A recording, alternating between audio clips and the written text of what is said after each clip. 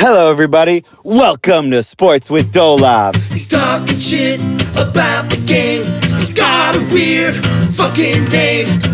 It's Sports with Dolav. This week we're talking NBA Fantasy League Championship. Let's go, baby. That's right. Holy shit. We have the championship. It happened. It's over. And guess what? I'm a fucking champ. And Andy's a fucking champ. Fucking did it, dude. We're Double championship by the OG Bros. He got the Degenerates League, beat the homie Tony by .004 field goal percentage. Wow. That came down to the wire. One shot to make. But he pulled it out. Mad respect. Sorry, Tony G. I love you. But I beat motherfucking Jack Brown's bitch ass by 2 points. You fucking made it to the championships, but you fucking lost like a little bitch. And fuck you. Fuck all of you. All the jam banders. Fuck you, Jack Brown. Fuck your band. Now your band's dope. But fuck you. I own you, motherfucker. Utah Jazz. It's Sports with Dolav. Frasco, you little bitch. Pay your fucking league dues, bitch.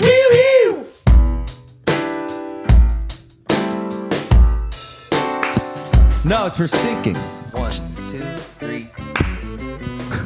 Sink that shit. And we're live. Andy Frasco's World Saving Podcast. I'm Andy Frasco. How's our heads? How's our minds? Are we staying out of trouble? Are we not letting the new guy not get a little bit of hazing? Let's fucking go. We got Nick Chamian, our bass player, filling in. Happy to be here. Happy to be filling it. Nick Chamian. We're in Portland, day 2. So Nick, if you guys don't know, so Floyd is taking care of some family business, and we have Nick, my brother. I've known this man since middle school. It's crazy that that's like 20 years at this point. It's been 20 years. It's like a weird number. You've known me say as that. long as Dolav has known me. Oh, yeah. Oh, yeah. What's the crazy? I mean, you've seen me when I was a fucking wild dog.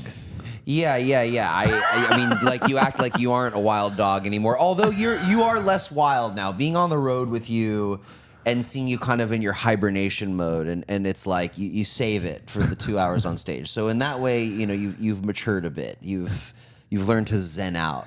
That's my Yeah, you're takeaway. like, I remember when you first did Winter Wondergrass with us a couple weeks ago. You're like, I thought you'd be way crazier. Yeah, well, I did some shows with you guys like 12 years ago. Right. And I have zero recollection of like playing any songs. Yeah, no, you're. And I just remember What would you remember? Jameson getting poured in everyone's mouths. You know? We matured. Let's go. Yeah. It took 20 years, buddy. But we did it. We're But here. we fucking did it. Yeah. Man, the old times. The whole times were So special. people who don't know, so Nick was the first one in our friend group to actually like was the musician virtuoso. Let's be honest. Well, I'll take that. I feel like I've still got a long. Every time you call me for a bass solo, I feel like I don't know what the fuck I'm doing. So I will take virtuoso from you, though. No, because you were the first guy. You were that when you worked at that guitar shop in the Valley, Right, Guitar right. Merchant. Shout out to Guitar Merchant.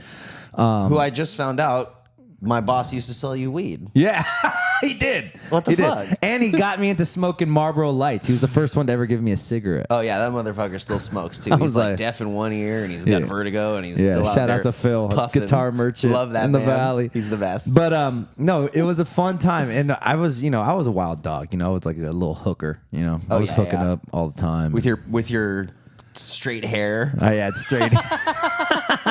My mom, I had to. I was so insecure about my afro, so I made my mom chemically straighten my hair. Every couple weeks. But that shit's expensive. It's like $200 to chemically straighten. My mom's, and she's like, "You fucking idiot! Like you have curly hair. It's going to just That's get what curly you when it can't grows." wash it. I can't. No, I'd wear a hat. Remember? Oh yeah, and you just- had that beanie with the bill. That was the look. Yeah, you used to write like straight up emo songs. I was an emo kid. You were an emo kid. You were playing piano, and I remember back in the day, the girl on Maury. Yeah, dude, Ali Ramone showed up. To our show at Winter Wondergrass. Oh, like a couple weeks ago. 3 days ago. Wow. Because we did it again in Tahoe. Wow. Which was a fucking blast. Shout out to Tahoe. That was fucking fun. That was fun as fuck. Yeah, Winter Wondergrass is dope. We did Wondergrass in You did the one Steamboat, and that was sick as fuck. That's when Paul Cawthon Oh man, what a set! When he played in a punched snowstorm. the doors down when I was in catering. He's like, Andy, here's some cocaine. Yeah, those in guys front don't of everybody. fuck around. They don't fuck. And then they proceeded to play Pink Floyd in a fucking blizzard. It was a blizzard. And then after his set, he's all pumped up on adrenaline. I was just like in catering, minding my own business. I just hear a fucking smash in the door. It's Paul Cawthon. He's like, Frasco, it's go time. They had those fucking cantina doors swung open. Boom! When Paul Cawthon offers you cocaine, you just got to do it. You can't say no to that guy. Can't say he no. fed me some mushrooms, and I didn't really Remember have a he was choice in the dipping. He matter. was putting Molly. He was like dipping Molly and like putting his finger in everyone's mouth. Yeah, I didn't like, partake just in staring that. at you. I did see that though. I did see that. He's the last living rock star. He really goes hard. 100%. He's the real deal. I'm like, he is the real deal. But back to when we were kids, because I feel like I want to have you on because it's like nostalgia week. We have Ryan Miller from Guster on the show this week. Oh, Guster? yeah, Dude, absolutely. he was great. That was a great interview. You're gonna love this interview. But I was thinking about that. I was like, fuck.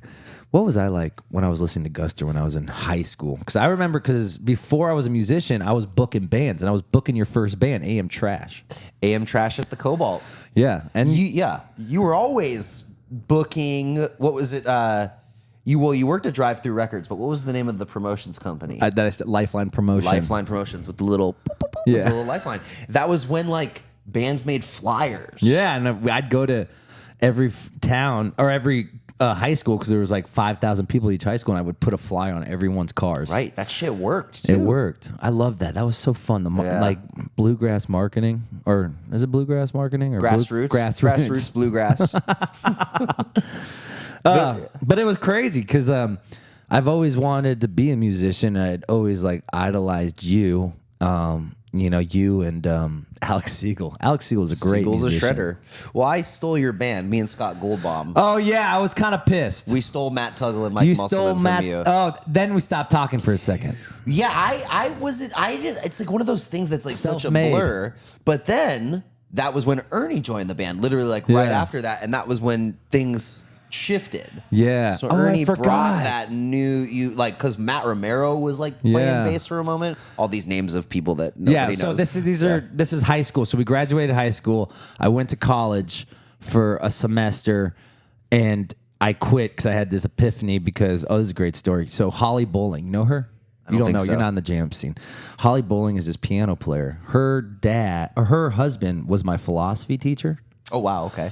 And I didn't have a piano lesson yet. The only piano lesson I had was from Dana Zagaya, our friend from middle school. Shout out to DZ. Shout out to DZ. He's the one who edits all the videos, guys. The Ferris Bueller one that we cut, and the one where I'm in Michael Jordan's Last Dance, yada yada. But so I'm like, I'll just be a teacher because I was kind of over the music scene, and I go to San Francisco State to study philosophy, and my philosophy teacher, Jeff Bowling's like, why don't you get a lesson from my wife, who is Holly Bowling, who's in Green Sky Bluegrass. Oh, okay. She's like, she was like a big part of the scene, and I didn't know that. We weren't listening to fucking jam music. Were you listening to jam music we in high didn't school? know- We didn't know we- anything yeah. about the Grateful Dead. We're from LA. We were listening to fucking rock and roll, like Red Hot Chili Peppers and Incubus. That was it. Those were the bands. Absolutely.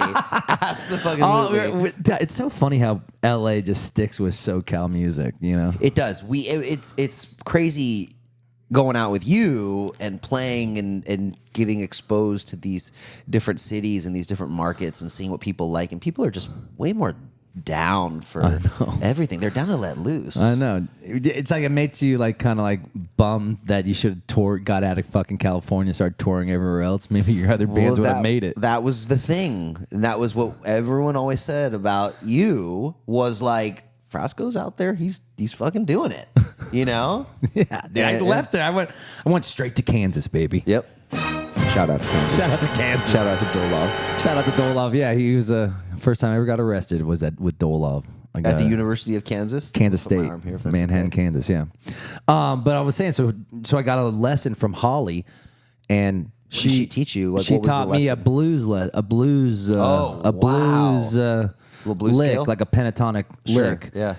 And I'm like, holy shit, I think I could do this. And I've had one lesson. I'm so, you know how cocky and confident I was. So that one makes lesson sense, made me 'cause that quit. shaped the band. It shaped the band. Yeah. So I'm like, so Jeff and Holly said, you should just quit and just do this. Wow. So I quit. I called Mike Musselman and I called Matt Tuggle. Matt Tuggle now, who's like a huge engineer. Who's he? He works for Greg Kirsten, who's a massive producer. Does And they Foo just did the- Fighters, Adele, Holy Paul shit. McCartney. Yeah. So he's working at the old Jim Henson studio. Yeah, he's working. Hence, he's all over. He's So killing it. I called Matt and Mike. I'm like, Yeah. yo, be in my band.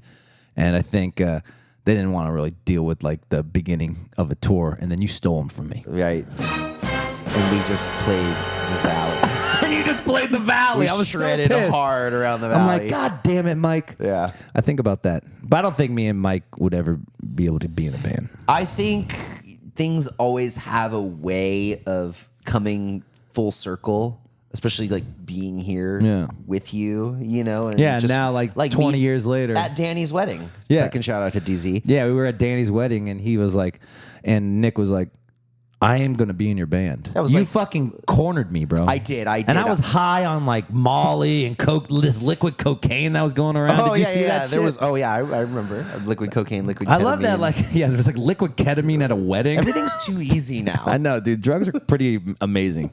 Pretty Everything's fun. pineapple flavored, and you can just put it in your pocket. You know, Yeah, it's too easy. it's too easy. But I was like really like jacked up on the liquid cocaine. Oh, really? And You were You're like- maintaining well. You were relatively calm. well, you know, I've been doing this for a long time. Okay, yeah. 15 years in this fucking bender. Right. And you corded me. And I just remember just sweating. I'm just sweating. We're listening to like a fucking like Israeli pop song because Yeah, all the homies were it was Israeli. lit wedding, for sure. Wedding. So I'm going to be in your band. I'm like, okay, bro, okay. I thought we were just drunk talking. You hit me up like every day for like 2 weeks or like. I did. I was telling my wife, I was like, I'm gonna take a cue from the Frasco playbook because I'm gonna just kind of like nudge, just gently nudge. And then you called me one day, I said, you want to be in the band? and here we are. And now we're here, baby. Happy Fucking to fill A. in. Don't call it a company. No, you're in our band now. I'm honored to be here. truly. It's been a When fucking Floyd blast. plays bass, you'll just play miscellaneous. Yeah, well, I'm just happy to be here helping out. Do you think you could handle it? Now it's 2 days on the tour bus. Do you think we're wild dogs? Do I think yes? You guys are fucking insane. You're insane. But the best thing about the tour bus is the bar never closes. the bar never closes, but you got your own bunk. So anytime you want to go home, you just whoosh, button up, click, click, and you're in there. You know, so it's its own little microcosm in there. But no, it's a beautiful thing, and getting to play and getting to connect with people and getting to jam with you and jam with the band who I've known so long. I've known Ernie just as long as you. 20 years. It's an honor and a gift and a pleasure, and Dude, we're just gonna keep doing it. yes, and this is like us mellowed out. We used to be crazier. Oh, I remember. Yeah. You asked me 12 years ago. You were like, "So do you want to do it?" And I was like, "I don't know if I can. I can't keep up." But again, it's just one of those things. It all falls into place, man. Yeah, I love it. Love it. I hope you're having fun out here. Oh, we're having a fucking great time. Yeah, I want to have like one blackout night with you. We'll do it. Yeah, like Okay. Let's do it we could do it here in Portland, but I think we should do it closer. Like if we did it in Boise. Yeah. Because it's a 4-hour drive. Oh, sure. Or with the Mormons. I'm down to do it with the Mormons, Yeah. but I think Gonzo wants to drive straight to Denver. Oh, he wants We're to finally leave coming right home, after. guys. Jesus Christ. I'm home for 2 days. I got like 5 interviews. I'm interviewing Gavin Rosdale. Oh, from shit. Bush. The legend. Dude, he's so hot. Yeah. He's a hot man. Dude, he's hot He's as got a fuck. story to tell, too. Oh, yeah, dude. I mean, And I know you're going to get deep. he used to fuck Gwen Stefani. Yeah. I want to know all about it. And then he like ditched her for the babysitter. Really? Oh yeah, it's a whole thing. What? You got some research to I'm do, about to bro. research. Oh, fuck. I forgot. That's like Something in like 4 that. days. Don't quote me on it, No, I but- gotta. Okay, hey Nick, if you're listening to this, I need some research on Gavin Rosdale because all I know is glycerine. Glycerine. We're doing too. But yeah, let's have a blackout night. Maybe tonight. We'll see what goes on. I'm game for all of it. Okay, cool. Anything you need to know about the band? Like, this is your time. I could ask you if you need. Are you worried about the Are you worried that we're gonna like put you up there to crowd surf or like anything you don't want to do? Like No. What about like what if you just like I put a fat line of cocaine on stage? Will you rip it? I probably won't do cocaine. You've never done cocaine? No, I've never done cocaine. It hasn't been. It's not something I don't know. Anything else, everything else, I'm game. Okay, cool. So I'm game to trip balls. I'm game to rage. I think the crazy thing about the band, people should know when like a new member enters, we don't rehearse. There's not like we're gonna go to a rehearsal studio, we're gonna work it out. Like I've played 3 shows up to this point, and that's it. Those have been my 3 rehearsals. Right. So no questions, man. I'm just like, You gotta be good in this band. Yeah. Just gotta know your shit. And I'm like, I don't have a set list, so it's like I'm throwing curveballs at you every fucking night. Yeah. But we're doing it. It's honestly. Do you like so it? Fun. Yeah. Every night is who knows what it's going to be, and it's amazing. Because you're in a band with Chris Mintz, McLovin. Yep, Chris Mintz and Ryan Dean. Yeah, and Colorvision. Colorvision. Shout out. And is that mostly like sets? Yeah, well, so that band's a whole other story of just like going through other members and shit. But yeah, we like really write, and Mintz and I are singing now, which is like we're both singing lead. So yeah, very rehearsed. Is it Completely weird? different than this. Does he get all flustered when like they're like your Colorvision, then it says in parentheses McLovin's band? When we were younger, that was a big thing. I know. Chris and I have played together since we were 17 years old. Yeah. We would like He's roll been out playing to a bass show for a long time Oh now. yeah, and Chris and Ryan play with Ben Queller now, and they're fucking crushing it as the Right. rhythm section. But it was weird. But I think we've learned how to talk to venues now and make sure that shit doesn't happen. And also, Chris is. I think he's come to terms with like how iconic he is. Right. And I mean, that Superbad was a fucking legendary movie. it's legendary. It is legendary. And how he got it. I mean, like we were all in high school. You were juniors when you got it, right? Yeah. I remember senior year. Third Danny Zagayer shout out. He's Yeah, the one. Danny's is like responsible for so much. A lot of shit, I'm dude. learning. Yeah. Danny Zagayer was auditioning to be McLovin, right? Or what was the story? Yeah, he got some casting call. We're standing outside the Cobalt Cafe, this old venue we all used to play. to book you there. Yep. And Danny was like, I just shot this thing on my phone. Chris, you should do it too. We should all do it. And he just fucking got it. Open know. casting call. It's fucking And the rest awesome. is history. Yeah, it's Let's amazing. go. Shout out to Chris Mintz. Love that band. Even though I was salty, I used to call you a bitch, Chris. You'll probably listen to this because Chamian was on. I used to call that fool a bitch. Why? I just think we were Celtics just v Lakers. It was he always repped Boston. Oh, he knew hardcore. how to fucking get under my nerves and like He's a professional shit pest. talker. He's a pest. Yeah, he's a self-proclaimed pest. Yeah. He's really good at it. He's like the Patrick Beverly of you know who Yes. that is? You don't know who that is. Who's Patrick Beverly? He's just a pest in NBA. Oh yeah. Okay, NBA only. But yeah, it's been crazy, and I'm just so thankful. It's been a crazy run. What's the craziest thing you remember about me? Like, what moment? Do you remember a moment? Like maybe showed my Rolex. Yeah. There was a thing at your house. Oh. There was actually First the time we took craziest things was the mushrooms. big mushroom trip at your house. when we were 18. We were all so young. Word to the wise. Mushrooms, they're powerful. And, the idea of getting 15 dudes In a an house. empty house all eating mushrooms seems really fun. Yeah. Until you realize that some people are. Yeah, that was a wild night. I thought it was a bunch of people doing mushrooms, and then you and Mike Mussman ate an edible. Me and Taylor Messersmith. Taylor Messer. And we were worthless. And you're worse. We were Like, these are our worthless. chaperones. This guy ate like a 25 milligram we'll edible. be here. We'll watch over you guys. Meanwhile, It you was know, Funland, dude. Hunter was pissing in the street. I know. He shat himself. No, he did not. He shat him. I walked in. He shat himself, and he saw in his eyes like he just did Stop. something. Like I was like his I parent. don't know if that's true, Hunter. I'm gonna. I was there, Hunter. Wow, okay. I was there. We'll see. It was amazing, but he cleaned it up and shit. But, Wow. But he was in the bathroom. Oh, okay. So if he shat in the bathroom, he's good. Yeah, it was fucking. Yeah, that was wild a fucking night. fairy tale. That was moment. wild. That's the only time I've tripped. I remember I was like, I came to of me just conducting the grass, and like the grass was. This was the first time I ever like really hallucinated, because I don't really hallucinate. You got to eat more. I know, but I don't want to do that. Right. Yeah, you're I not take trying enough to just for the medical purposes of like it. mushrooms. I don't do it to trip. You kind of come full circle with it. Yeah. Sometimes you don't know. Like my fans give us, like my fans give me mushrooms every night. Every night. It's crazy. It's crazy. All forms too. All form pills and mushrooms. But it's pretty fun. But yeah, that was a nice moment. yeah, that was fun. So that was a pretty crazy one. I remember when you probably don't remember this. We were all pantsing each other, and you pantsed me, and you got my boxers. Did I pants you? I don't remember that, dude. It was El Camino 9th grade.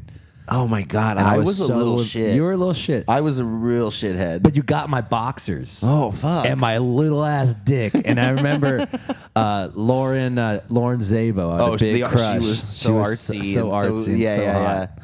She saw my little dick, and it was over. It was over. Well, let's just end with this. I apologize for that. Yeah, let's go. I apologize. Let's go. We're homies. We're back, baby. Yeah. All right. Well, after 20 years, we're out here. We're ready to rock. We're gonna rock. We're about to sound check. We're about to sound check. We're about to rock Portland. We love it. We got Ryan Miller from Guster on the show. Guster, baby. Fucking legends. Fucking OGs. This guy has a great story. I mean, this guy's a fucking hustler, dude. He composes. He has a TV show. I mean, he's killing it right now. And he still has his band. So you're going to love this one. Also, a couple dates that I want to talk about.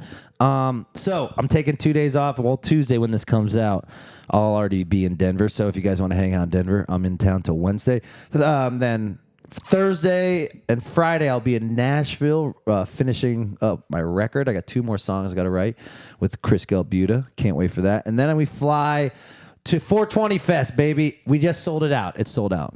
Y'all don't stop. Let's go. So 420 Fest in Atlanta. And then we start our Southeast run with Dogs in a Pile. We're going to Georgia. We're going to Savannah. We're going to Athens. Then we're going to Florida. We got like 7 dates in Florida. It's a 2-week tour. Grab your tickets. A lot of the shows are close to sold out. Tampa, I just found out, Tampa Bay is sold out. So thank you, Tampa Bay. Let's go. We love you, Tampa. We're worried about Florida. We're like, fuck, no one's going to show up to our Florida because we don't go to Florida like the West Coast, but I'm very surprised with the turnouts. The only thing that needs a little help is Miami. So I know we don't play Cuban music, Miami, but come on out and have a great time. All right, guys, I love you. Stay inspired, stay happy. Do you want to give the people some motivation for the week? How are they going to have a great week this week, Nick? Motivation for the week, man. Yeah, I mean, just trust your instincts, people, and don't stress if your day ain't going your way, to quote a song, a Frasco tune. Damn, you've been doing your homework. Yeah, I've been doing my homework. Just keep on keeping on. That's it. I love you, Nick. You are making my day. You be on this tour, dude, and it just reminds me of home. Like when I've been away from home so much, but LA is still in my heart because I rep LA all the time. Yeah, man. Go Dodgers, and go Lakers. But the Lakers are they had a chance. They shit in the bed. They shit in the bed. It's playoffs next week, people. I think Denver's going to take it. It's great that I live in Denver because that team is kicking ass, and they're fun to watch. So I might go to some playoffs games. But hopefully the Lakers play the Nuggets in the first round. They probably will because we're so bad, and we got to get through the play round. But okay, anyway, let's talk later. Enjoy, Ryan, and I'll catch you next week. Next week, I'm back with Nick, baby. Nick is finally back in my arms. We're going to do like an hour and a half. I haven't talked to Nick in a month. And I have a lot of tea to spill to him. I just found out how much my fucking tax bill was. Jesus Christ. Ridiculous. I've been crying for 2 days. Yeah, it's been rough over here. It's been rough over there. And then I'm having some issues with my manager. And, I'll spill the tea next week, guys. All right, guys. I love you. And, enjoy riding. Let's fucking go. Peace.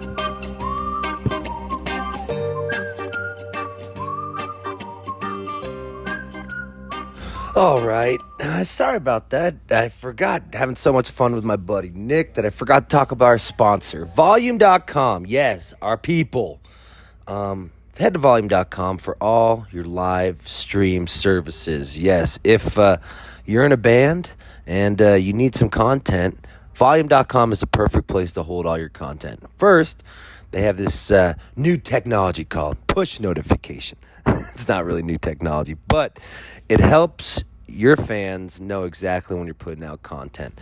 It's not like social media where it's like, oh, maybe I'm on scrolling, watching porn, whatever, and your post pops up. No, if you put something up there, it goes immediately to the fan base that is signed up to your business, and gives you a little notification saying, hey, Frasco is doing a live stream. But also, if you're not a content creator and you just want to listen to some great ass fucking concerts, live concerts to be exact. Oh, my brain's fried today. Head to volume.com. They have archives of all these great shows from a lot of your favorite bands and your favorite podcast. Yes, the World Saving Podcast is archived on volume.com. So head to volume.com and enjoy all the great content. All right, guys, enjoy Ryan from Guster, and I'll talk to you on the tail end. What's up, big dog? How we doing? How you doing? What's the word on the Looks street so today? red. You'd think after all this time I could find lighting that doesn't make me look pink. Too late. Too late now. This is just an audio podcast, right? It's video, but don't worry about it. Okay, cool. That's what I hope for. I'm red. I'm pink. How's it going out there, bro? I'm good. Where are you? I live in Denver. Where about you?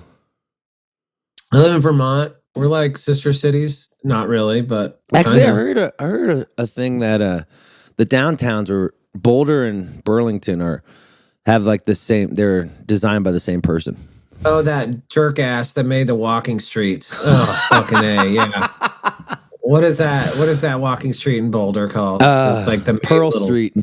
Pearl Street. Ugh. Yeah, we got the same shit here. It's called Church Street. What's that? How do you like living in Burlington?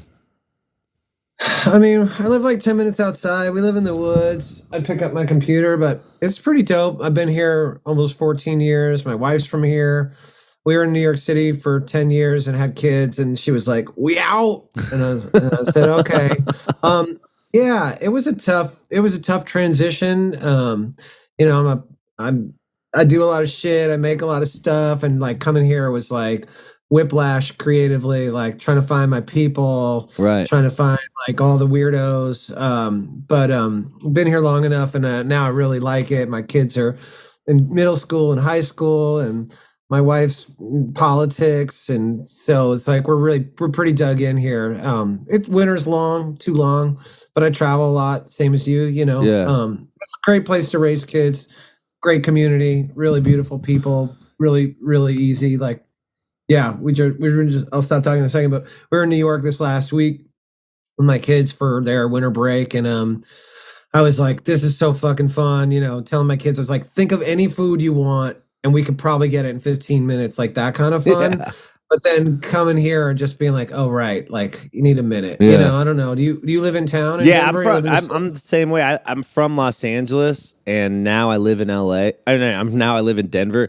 So the transition. I used to live in Brooklyn, so like can't get everything you want. And if you want good food at 2 a.m. or whatever it is, it's not instant anymore. How do you like slow your brain down? Like with that same philosophy, how do you slow your brain down to make sure that you could still get everything done?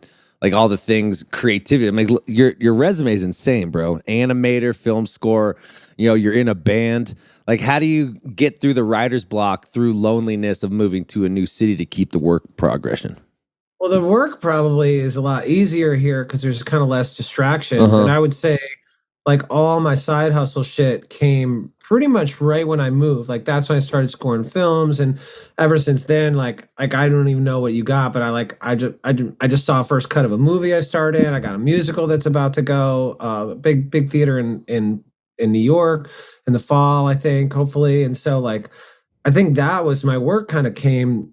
All that shit happened just because I got here and I was like, I gotta keep moving and I gotta make shit. Right. And like, I wasn't getting all the adrenaline from just going out 6 nights a week and seeing great music and great films and meeting interesting people. So I was like, I got to make stuff with people. I got to find collaborators. I want to work with directors and songwriters and, you know, all that kind of shit. So it probably was better for the work for me to get out here.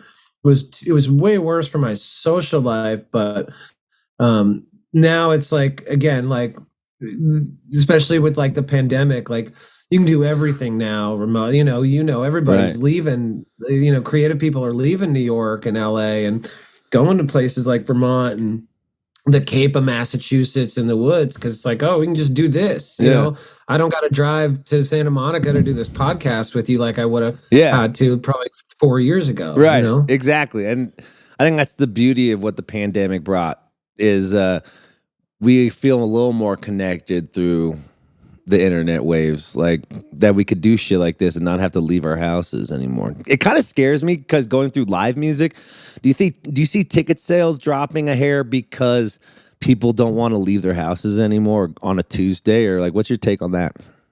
It's weird. I don't really have my finger on the pulse of like what it is out there a little bit. I mean, I feel like live music's still doing well. Our career is real weird because like we're kind of we don't really go through album cycles, and it kind of depends. Like this tour we're about to start on Wednesday is just like we also have eras tour. It's chronological. We're doing this whole play overlay with props and costumes and video and all this shit, and people are stoked about that. So like that's the most tickets we've sold in like years. I think mostly because people are just like, there's a what the fuckness about it. Right. But I do think that, and also like the pandemic really changed live music. I mean, I had heard sort of, I'm friends with a lot of promoters, probably same as you, you know, just haven't done this a million years. Like, you know, I had heard anecdotally, like the bands that really came out of the pandemic stronger were like more like legacy bands who like where it was like comfort food. Yeah. Like people weren't gonna be like, oh, I'm gonna go risk it on this cool Spotify track band that I heard, but they're gonna be like, oh shit, like I know Frasco's albums, I got a tattoo, like this is what I need for my soul. Right. So like in a way, I feel like the pandemic kind of solidified that in a way, but yeah, it's hard to know. I feel like the live music business is still doing okay. Yeah. As far as I can tell. I don't know. I could be wrong about it though. How does your band approach you working on all this other things besides the band? Do they get jealous that you have all this other stuff in your life? No, what's cool is that we kind of all have pretty intense hustles at this point. Yeah. Like, you know, I'm 51. Right. We started the band in a dorm room in 1991. Jesus. I mean, I've been doing this for like over 3 decades, like well over 3 decades. So, you know, at a certain point we were like, you know, we were just in a van and on a bus for years, just nonstop. And I think when we started having kids, it was like, okay, we don't need to be in Guster like 11 months a year. Like, what if we're in Guster 6 months a year? And that includes writing, touring, recording.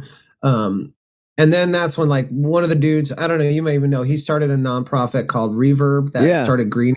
Yeah. Like that's the dude in our band. He and his wife started that like 20 years ago. Shit. And they have like a full-time staff. You know, he's testifying in front of Congress. He's like, where is he today? He's in like Colombia with like the president of Colombia for sustainable wood, you know, so like he kind of started this shit early. And I was like, well, fuck, I got to go do something. I don't want to look like a chump. You know, what am I doing the rest of the time? And then Luke in our band, like he's producing this Michelle Brand track. He's a studio, he's working all the time in LA and just a total studio dude. And so it's pretty supportive though. I mean, I think it's all like, and everything kind of brings everything in, you know, like all my weird side hustle shit. It all speaks to, I bring it into the band. Like I bring my film scoring chops. This whole thing we're doing this Broadway, like this theater thing. It's because I've been working on this Broadway stuff. And awesome. Luke and I was at Luke's house like 20 minutes ago. Like he's like, we were to match a sound on a keyboard. And he's like, oh, this is like a fifth oscillator. We got to drop this down. It's like, man, I'm so glad you know how to do this shit. And it's just because he's a studio rat. So like, it's real cool. I mean, that's a deep. So you guys still love each other with the same. Yeah. Have you been in the band with the same people like the whole time? We're going on 15 years. So that's the same. I mean, once they're 15, 30. I mean, it really, honestly, you get to like probably over 6, and you see everything. Right? You see them at the worst. The best. You have to have the harshest conversations. Yeah, don't get me wrong. And you eat mushrooms with them at 3 a.m. after a weird bluegrass gig. You know what I mean? Like you've been through it. Yeah. So like we figured, you know, it's a pretty magical thing to get to do what we get to do. I don't know if like I'm off Twitter, but I follow Jason Isbell on Threads. Yeah. And he had this really nice thing yesterday where he's like, something to fake. It's like, I'm feeling really fragile right now, but I'm overwhelmed by like the way that our audience it just embraces us, and I'm so filled with gratitude. And I was just like, it was such a beautiful sentiment. I kind of reposted it. I was like, this is it, man. Like, it's just gratitude to be able to go out there and go on a tour and be like, all right, everybody, we're gonna put on a play and we're gonna play our song. And like, people are stoked, and they're gonna be stoked because we put a lot of heart and work into it. Like, so much gratitude around just being able to do this shit every day, you know? Like, so like, you were asking about live music, but man, like, you people ask you about like, hey man, you got any advice for young bands? Like, what do you even tell them? You know, I think like, what do you even say? Just be with a group of people you like, because this shit is hard, right?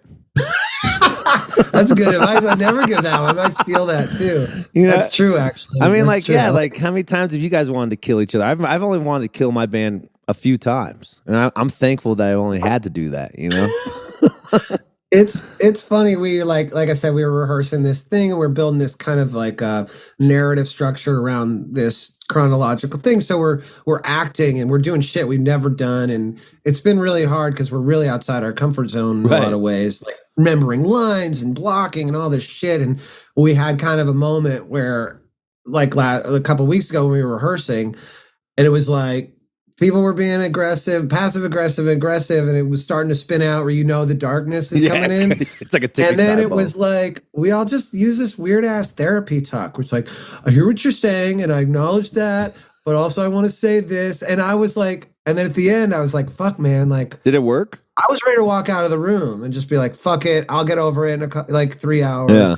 And we just like had all this like therapy talk where we see other people and we say our truth or whatever, and then we say it and we give it a minute and then we hug and then we just kept working. I'm like, well, that's pretty fucking cool. You know what I mean? That we can be adults and like process this shit like grown ass men. Yeah. You know what I mean? Think about if you had to do the play like earlier in your career. Yeah. I mean, You guys would have killed exactly. each I mean, I other. don't even know what we would even talk about. Now it's like, we got to do it. What else are we going to do? It's like go on tour for the 7,000th time. Like, here's Satellite by Guster. You know what I mean? Yeah. You gotta fuck things up. Yeah, What else exactly. do? Like, so whose idea was it to do this play? Was it your idea? No, honestly, it's funny. Like, this is usually my shit. I'm like, guys, I got a crazy idea.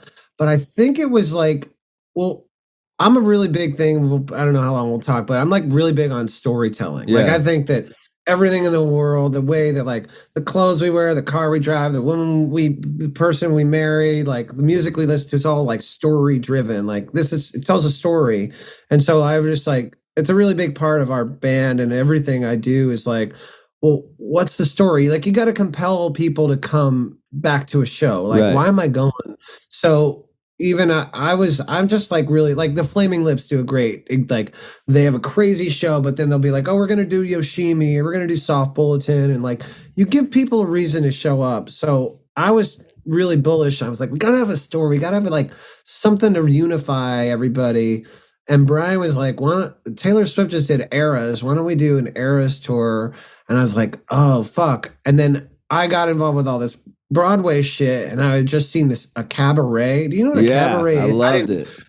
See, I don't know what anything about, but like I saw my friend Marco would do this cabaret, and she sang all these songs and told the story of her life. Yeah. And I was like, dude, we are so well suited to this, like, because we're great storytellers. We have something to say. So I think it was mostly a drummer's idea, but it was sort of like, I was like, we got to have a script. We got to have props and costumes. Like, we got to intersperse it. So it was really a pretty collaborative, more collaborative than most of these things, where we're like really came together in this cool way. And it's really weird. Like, I don't know, people that if you're going to show up and be like, why are you guys talking? You know what I mean? Like, why are you learning lines? Like, we just want to get stoned and listen to music. It was December 2002 when the boys. It is. We start in like the dorm room and shit. I fucking I'm like, love that. Adam. Yeah, it's cool. It's real cool. It's a weird, and we've done weirder shit. Like, we did an improv comedy tour once with this improv comedian that was like, there was no comp for it. Like, this friend of ours came out, and we just kind of like we would make up songs and they would go away. We would play songs and we'd make up some more. And it was we were right in the middle of that tour when the pandemic hit. And it was like, Was that at Red it was Rocks? real weird too. Was that at Red Rocks? No, that wasn't at Red Rocks. That was like real small. We were trying that in smaller venues. Yeah. Did we even do it in Colorado? I think we did it. Oh, we had like the worst show ever. Oh, that was in Tahoe, but it was like, we did it like the Aspen. There's some cool Aspen. Belly like Up. Belly Up or something. It was okay there. But it was starting to get to the East Coast when the pandemic hit. But I just like the idea of like challenging things and trying to be like, I kind of feel I'm not too familiar with your band and stuff, but I was psyched to talk to you because I just know like from my friends here, like you kind of like, it's kind of a be-in. It's like, it's a whole thing. And you like, it's not like so much like, look at me, but it's like a feeling about something. And I really like, that's not what I need every time, but I really respect it. Right. I like that kind of like coloring outside the lines a little bit and making people feel special where they leave feeling better than they did when they walked in. Yeah. What's your take about that? Do you feel like music has become less entertaining because people don't really aren't like the art of the front man? I'm trying to say like. There's not a lot of front men out there kind of really trying to bring it anymore. What do you think about that? Oh, that's interesting. I guess that's true. It's like, I'm trying to think of like, maybe not. I mean, maybe not men, but the women are like, they're badass. Well, I'm talking about like if you think about like the Phoebes and like our manager works with Lucy Dacus, so I kind of know about this whole Boy Genius thing, and he works with Whiskey too. But like, but also like Father John Misty was like, I think the king of charisma in a lot of ways. You are like, too, bro. Well, thanks. It's a different thing. Like mine trades on very fourth wall. Like this is literally what this is who I am. I'm talking to you the same I would talk into a microphone. Yeah. But there's very few people that I'm like, when I see them on stage, I'm like, oh fuck, they got it. Like that, the confidence where they can just be like, and it feels authentic and it doesn't feel put on. And honestly, I think that a lot of that just comes with time. Just because the older you get, the more you're like, hey man, this is it. This is what I got. Yeah. And if this isn't for you, that's totally cool. But I'm not gonna do the thing that, you know what I mean? I'm not going, hey, how you doing tonight, Tuscaloosa? Like, you know what I mean? Like, I don't know. There's a lot of shit that I kind of get. I'd have to poke through, but I'm not as down on it. Like there's people that I'm like, oh, I really want to meet that dude, or I'm into that guy. Right. But maybe the showmanship component, like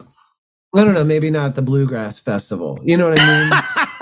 I crowd surfed that bitch, dude. Wait, where was it? What was it? Winter Wondergrass and Steamboat. We did it with Paul Cawthon, Sierra Farrell, and you want to talk about fucking unicorn? Like, she's a unicorn, dude.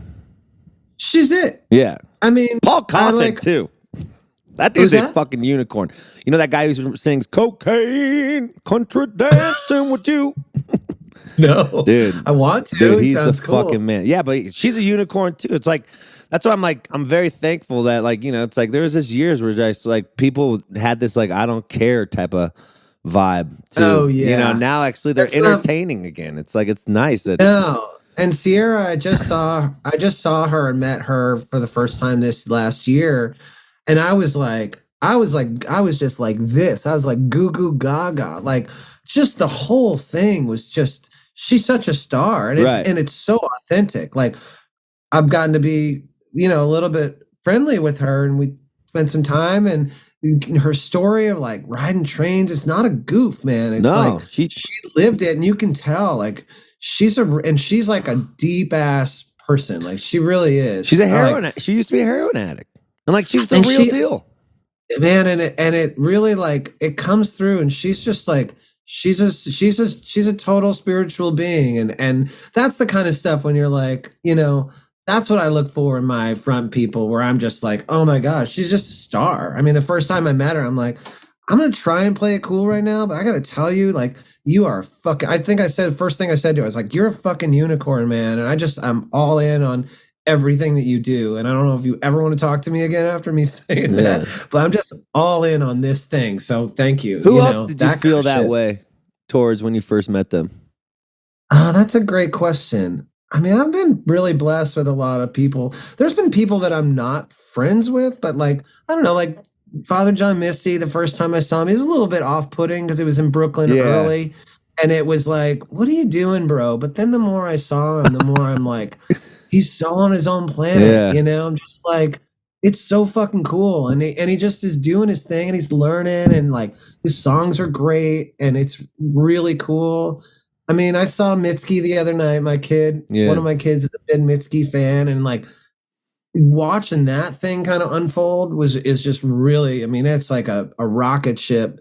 And funny, like, you know, Noah Khan came up through Vermont, and I saw him really early here, and I'm not friends with him at all. And I was like, first time I saw him in the room, like, you know, 600 people, but people were losing their minds, and he was a great singer, and songs were good, and I was like, okay, this may not be the stuff that I put in every day, but I recognize, you know, I can totally recognize, but it's crazy to see how fast that's been. But we've been on like watch, you know, we even talk about this in our show, like the reverse curse. Or like if you ever opened up for Guster, you were probably going to win a Grammy. That's what I heard about, dude. Like Mayor and Maroon 5 and Train and fucking all these people just like go and blow Does past that piss us. you off? Like, it did at first. It was sort of like, but again, like, what is it? Like you can't, it's a weird way to like, you can't compare your journey, right, even in any way with anybody else's. And again, like, dude, like I got a beautiful family. I get to make the coolest, weirdest shit. I'm still like making stuff with my brothers in my band. I just made a cool record that's about to come out. Like, I don't know. It's like, half people walk up to me and be like, how do you get to keep doing, you know what I mean? Right. Like, it's always going to be someone. And I don't know. I don't want to get much. I don't need much more money or anything. Like, what am I going to do with money? I'm just going to spend it on traveling. Right. You know, exactly. I don't know. Like, what I feel really lucky. Yeah. That's how I feel too, man. I used to judge my career with other people's careers, and that just made me kind of shitty, less happy. And how could you? Yeah, the comparison thing. Like, it's of course it's hard right? not to, right? On social media, It's everyone's bragging about your fucking shit. I'm glad you got off Twitter. I've been fucking, you know. Oh, really? Are you in it still? I'm deep in. I have to do all the social media stuff, so I'm like watching everyone's career hands on, and like I just had to like kind of get comfortable with the saying, like, yeah, everyone has their own path, you know. I'm gonna have my. But I mean, look, like, so what was your idea for this podcast? Like, how did it come to you? Why did you decide to do this? I stopped doing coke and fucking random girls. And I had a lot more free time. I got all this energy and I need to put it somewhere? Yeah. Fucking awesome. So I just wanted to talk to all my friends about how they deal with their crazy life. Because I was like I've been doing 250 shows a year for 15 years. And I was just like, I dedicated my life to this and not really had a girlfriend. I just would just party with the fans. And I just wanted to make sure I was on the right path. So how long ago did you stop doing that? Like, when did you start? 4 years ago, I stopped doing it, and then I'll dabble on cocaine a little bit now, but I have it under control now. I didn't have it under control. Not enough to kill your podcast. Yeah, well, I mean, all we talk about is like, that's why I wanted to ask you guys. You guys ever get into like fucking drug addiction as your band, or were you guys just good boys? No, we're pretty good. I mean, I was the one that kind of went the furthest into this stuff. Actually, pretty luckily, I'm surrounded. Like, my wife's my wife's sober.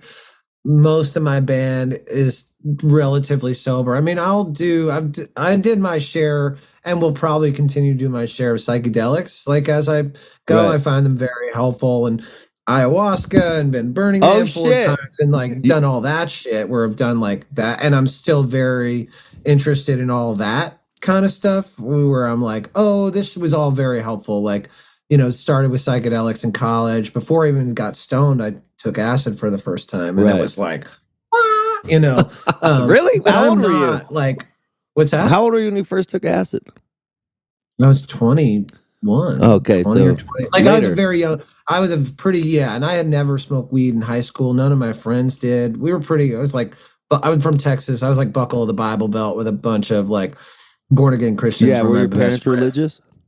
No, they're Jews, like lapsed Jews that just never did shit. Yeah. I don't know. It's just same. Dallas in like public school, like with a bunch of Christians.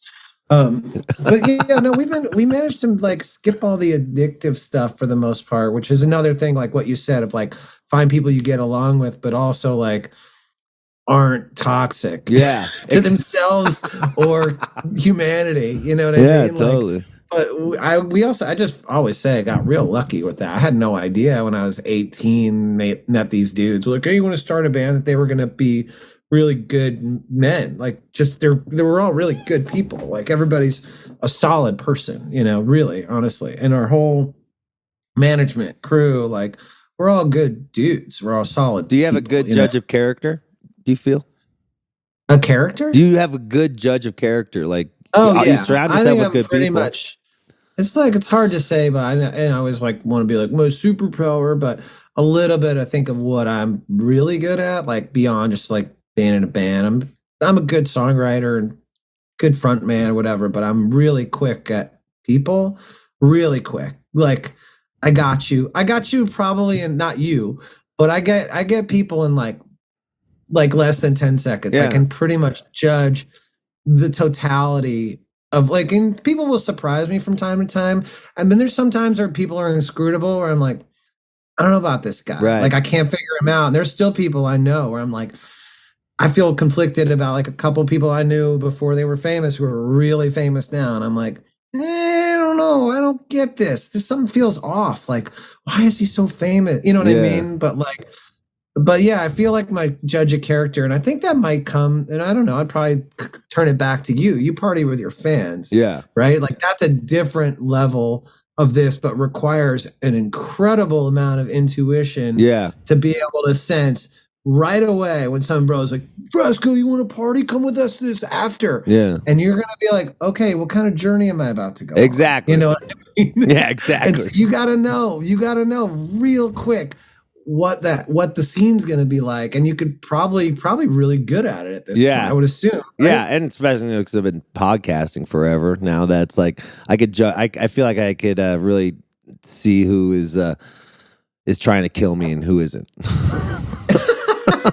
Why, have you gotten some that have gone off the rails? Like, I've had people try to give me like ketamine instead of cocaine before a show just to see how I do, So that's the problem with like being the party guy, right? Oh yeah, is that you're just in it that way.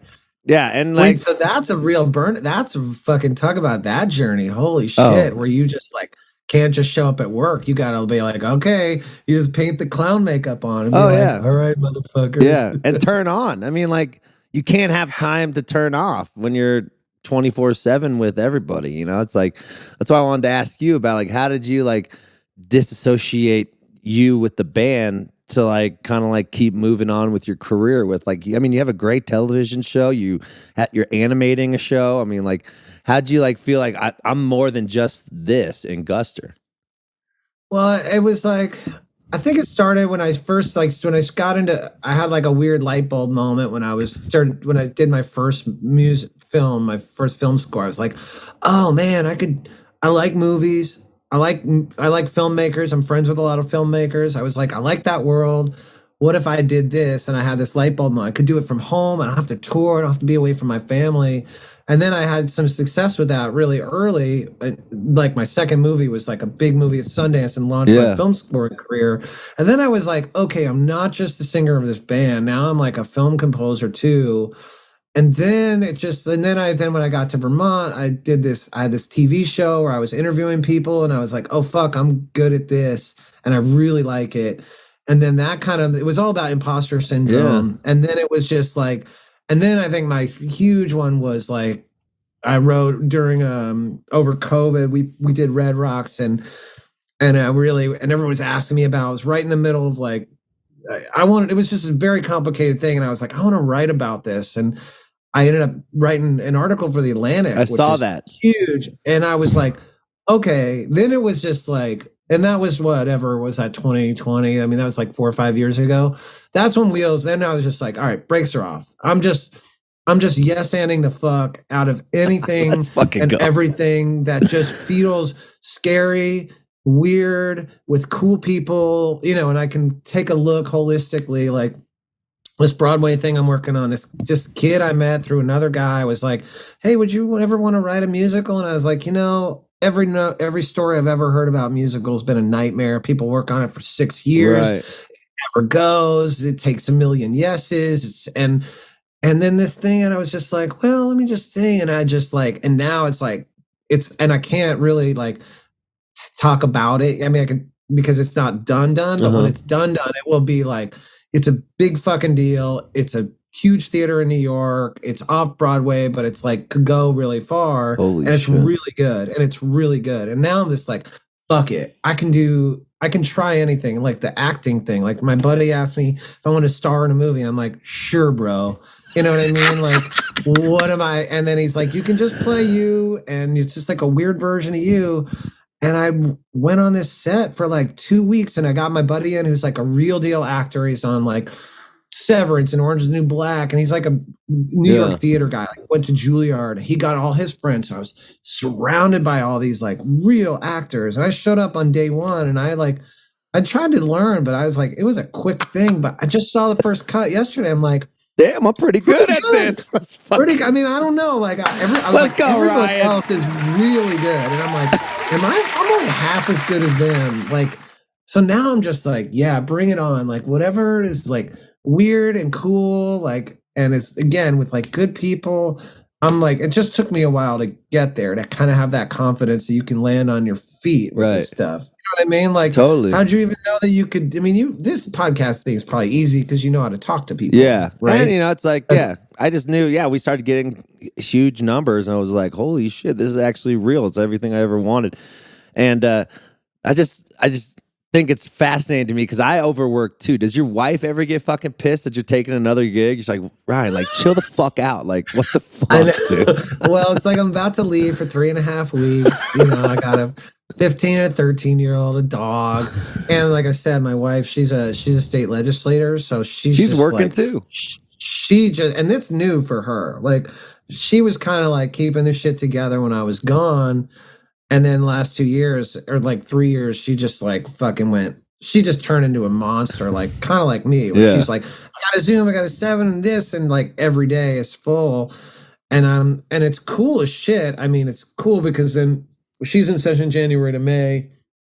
So I'm kind of like single dad during the week, which is, every drop off, every pickup, every lunch, every play date, which I really enjoy because I can't get enough of my kids right now. Right. But there's a little bit of like, I don't know, but she also like kind of knew what she was getting into. Like we met on the road, and like, I think that's part of what she loved about me or loves about me is just like the ambition and like the commitment to the creative. And it's been pretty pure. Like I've been able to do things that don't feel horrible. Like even when I was first learning how to score, and even now, like I'll do commercials and shit just as practice because I like being like, awesome. It's like 60-second Google commercial, and you're like, okay, well they want it to sound like this and whatever, and you're like, it's just a little sandbox to play in. So it's like, even though I'm not necessarily proud of and I don't win that often either, but it's just like a creative assignment. So like, I think and I mean we're doing good. Like do you have a partner?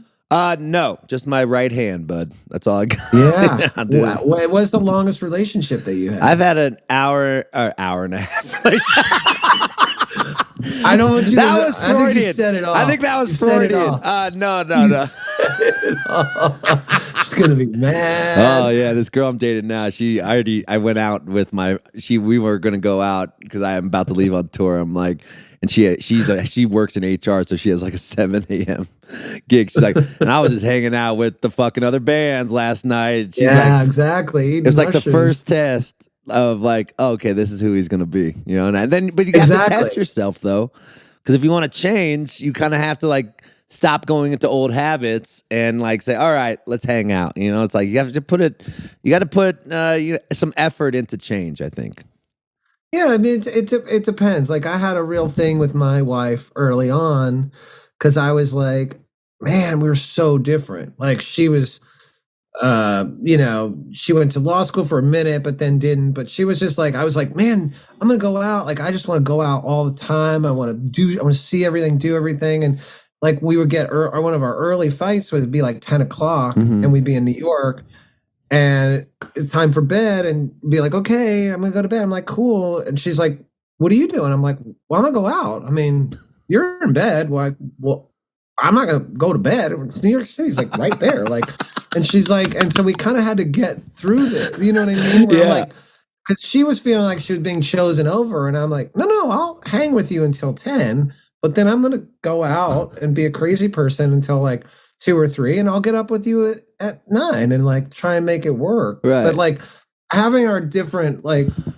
relationship shit is just like, you're never going to find like, dude, if it was Antoinette Frasco, you'd be fucked. You know what I mean? You don't want to meet your doppelganger with a vagina. Yeah, exactly. You'd be screwed.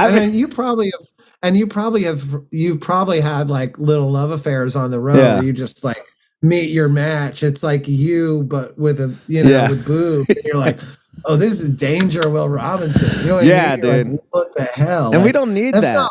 We don't need that. Yeah, you don't need it. That's what you're for. That's what I'm for. Yeah, exactly. And so like, what am I? I'm like 20, we got 05. So yeah, I'm like 19 years into my marriage and like, it hasn't all been like super love, we go through our shit like everybody does. But like, I think the complimentary stuff is huge. So like the fact that you're dating an HR person that gets up at 7 might actually be a stabilizing part of it. And doesn't mean that you have to be an HR person to wake up at 7 in the morning. It just means that it's like, okay, then if she appreciates that you go out and you get to be Madman Frasco for 3 weeks, and you can come home and then still have some room for her. I mean, that's really it. Like, you still ask her questions and care about what she says in response. That's a big part of it. You know what I mean? While you're like, half a man, a shell of yourself. Where she's like, oh, Jeanette just like yelled at me because she didn't get her insurance thing. It's like, I mean, you gotta kind of want to care about that. Yeah, exactly. In a way. Yeah, her nickname to me is HR Nightmare. I love that it gets framed in her vernacular. She's like, why are you telling everyone I'm in HR? I'm like, because you tell everyone I'm a fucking crazy person. I love that. Good for you. Well, Ryan, you're the fucking man, dude. We got to be friends, bro. Ryan, I'm a little bit surprised we hadn't met before this. I know, because we're the same. I mean, like, that's like the work. Like, where'd you get? I have a couple more questions. I'll let you go. Where'd you get your work ethic from? Like, who? Your parents? Like, who taught you this work ethic? It was really late. It was late. I just didn't. It was the band stuff was happening, and then I just had those moments like in my 30s and 40s where it was just like, I think it was some of that like. The thing that, when we were talking about before, when you're comparing yourself to other people, the thing that really and still kind of gets me, that hurts my feelings a little bit, it's just like watching those dudes that went by us, like their opportunities. Right. Like it wasn't the money or the women. Right. It was just like, oh man, you got to do that. You got to collaborate with those people. You get to go play music, like watching those peer groups develop. And then like, that was the thing that was really hard for me because I always felt like I could hang there. I'm like, well, and then, so that I guess ever since I started doing all this extra shit, it's kind of made me feel like, oh, I have something else to offer other than just like being, and Guster's cool. Like I'm into and the longer we do it, and this too, like the longer you do it, the more you kind of just prove people wrong. Right? Like people probably put you in a box when you came out. Yeah, 100%. I'm just like, oh, that's just a party band or whatever. Yeah. But like 15 years in, you kind of got to shut up about some shit, or because it's like, well, dude, this is not easy, And like the chip on the shoulder kind of inspires you, right? Totally. I mean, I guess, it does in a way. I don't know. It's like, for me, I try not to like sound so fucking self-helpy, but I try not to give people that kind of power over it. Like, I don't want to give people their power of like, you're going to do it. Like for me, there really is like, I do want to just keep making cool shit. I want to meet interesting people. I want to have cool conversations. I want to be in a cool flow. And like, I love making stuff. Right. Like, it's kind of like, I could sit out there and go walk through the woods right now, and it won't be half as fun as having a conversation with you, being like, oh man, Frasco's like, you decided to fucking stop doing coke and call up your friends and put a podcast out and like put yourself out there. Like, I just really have an immense amount of respect for creative people that like really that just allow themselves to be judged. It's real easy to sit there and be a keyboard warrior and yell at everybody, but it's like so hard to make shit. So I have a lot of respect for you and this and anybody that just makes shit every day. Yeah, man. It's hard to like put your heart out there every day and like not care about the response, because a lot of people will be like, maybe a lot of people are like, what the fuck's Guster doing with his musical? It's like, I bet you hear that shit too. I'm not above it. We just dropped our first songs in 5 years this week. And I went through every note. I did. I wish I didn't. I mean, I'm glad I did actually, because it was real positive. But like, I went on YouTube and like looked at the comments, and even just went on a Reddit post this morning because they don't know shit about me and being on there. Like, no one's gonna think I'm looking at it. And it was real positive. And I would say that like the two things that were mean, of course I can recite them to you exactly. Yeah, exactly. We don't worry about the good shit. The two people who talk shit. 300 amazing things. Oh God, what are they going to make music with some angst? I'm like, bro, I'm 51. What am I angsty about? I love my wife. My kids are cool. My parents live down the road. What am I angst about? Anyway. I just made money doing a musical, bro. Shut the fuck up. I'm happy today. Let me be fucking happy. Exactly. So I really care. Where's and like the I eggs? want That's people funny. to like it. That's fucking funny. I want everybody Ryan. to like our shit. I do want it. It does. You don't make it for the fans, but you do. Right. I don't know. You must think about all this shit. I think about too. that all the time. Like, you're totally spot on. Like, the thousands of people who love my shit. The only thing I see are those two fucking keyboard warriors who are just like, fucking Frasco's a clown, It's like, fuck you, can't bro. read the comments, man. It's like, but it's a lifelong lesson. Yeah. And it's, again, this is what I tell my kids all the time and myself. It's like, all this shit's just practice, right? I always frame it like that. It's like, you're not going to stop doing the thing. Just start practicing doing this shit. Just stop, trying to practice not reading the comments or taking it too personally or whatever. Because like, you're doing great. You're doing great. Look what you get to do. Exactly. Look what you woke up and got to do for a living. Yeah, exactly. It's pretty a lot of gratitude in there, It is surreal that, not a lot of people could take mushrooms till 5 a.m. on a Sunday, And with your band too. I don't even know if I could do that. Yeah. I don't know. Just I don't bonding. know. It would almost be too real. Like, we'd have to like talk about our feelings. Yeah, it's like, I don't want to talk about my feelings. that fucking time in 2011 in Poughkeepsie? I still remember that shit, bro. Exactly. I don't know. That's real brave. Yeah. I respect that. Yeah. I respect like mushroom time with your But band. like you said, how you approached, like, you guys had therapy talk. I hear what you're saying, bro. I hear what you're saying, bro. But, I feel like we could do this a different way. We could be productive a little way, Dude, it's the same shit, bro.